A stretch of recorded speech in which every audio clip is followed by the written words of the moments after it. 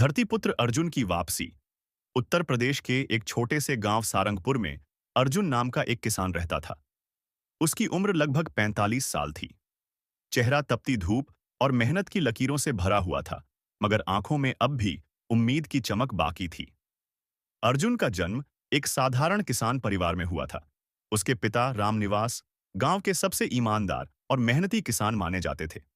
खेत, बैल, हल और मिट्टी, यही अर्जुन की दुनिया थी।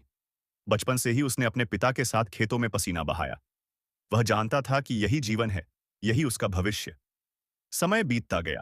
हर साल की तरह अर्जुन फसल बोता, काटता, मगर मुनाफा घटता गया। एक वक्त ऐसा आया कि बारिश समय पर नहीं हुई, खाद महंगी हो गई और बाजार में दलालों ने दाम गिरा दिए। अर्जुन कर्ज में डूबता गया। एक दिन बैंक का नोटिस आया, अगर 6 महीने में लोन नहीं चुकाया गया तो जमीन नीलाम कर दी जाएगी। उस रात अर्जुन छत पर लेटा रहा, चांद को ताकता हुआ।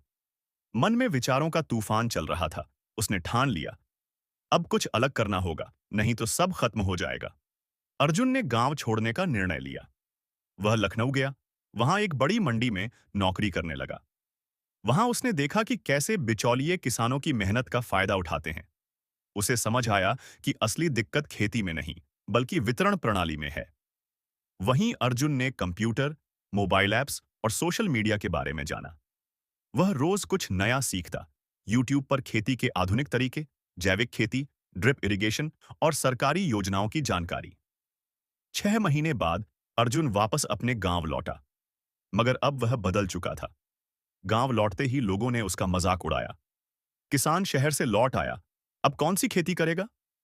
मगर अर्जुन चुपचाप काम में लग गया। उसने सबसे पहले अपने खेतों को 3 भागों में बांटा। 1. एक हिस्से में जैविक सब्जियां बोईं। 2. दूसरे में फलों का बाग लगाया, अमरूद, नींबू और पपीता। तीसरे हिस्से में उसने मशरूम की खेती शुरू की। वह रोज अपने खेतों की तस्वीरें लेता, वीडियो बनाता और एक फेसबुक पेज पर डालता। उसने एक व्हाट्सएप ग्रुप बनाया, सारंगपुर किसान मंडली, जहां गांव के किसान जुड़े। शुरुआत आसान नहीं थी। फसल छोटी होती, कीड़े लगते या कोई तकनीक फेल हो जाती, मगर अर्जुन हार नहीं मानता। वह लगातार सीखता और सुधार करता। 3 महीने बाद उसकी सब्जियां और मशरूम तैयार हुए।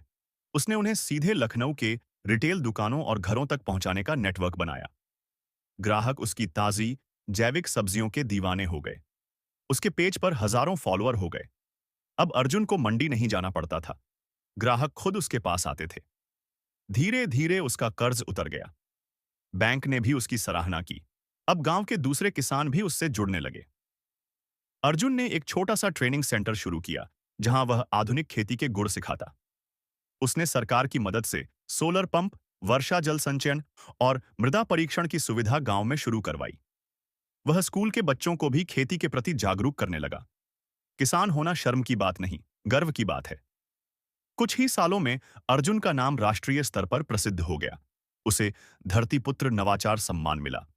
प्रधानमंत्री ने एक कार्यक्रम में उसे मंच पर बुलाया और कहा, देश को अर्जुन जैसे किसानों की जरूरत है। ये सिर्फ अन्न नहीं उगाते, उम्मीद बोते हैं। एक दिन गांव का वही बुजुर्ग जो पहले अर्जुन की आलोचना करता था, उसके पास आया और बोला, बेटा, तूने हमारे गांव की किस्मत बदल दी।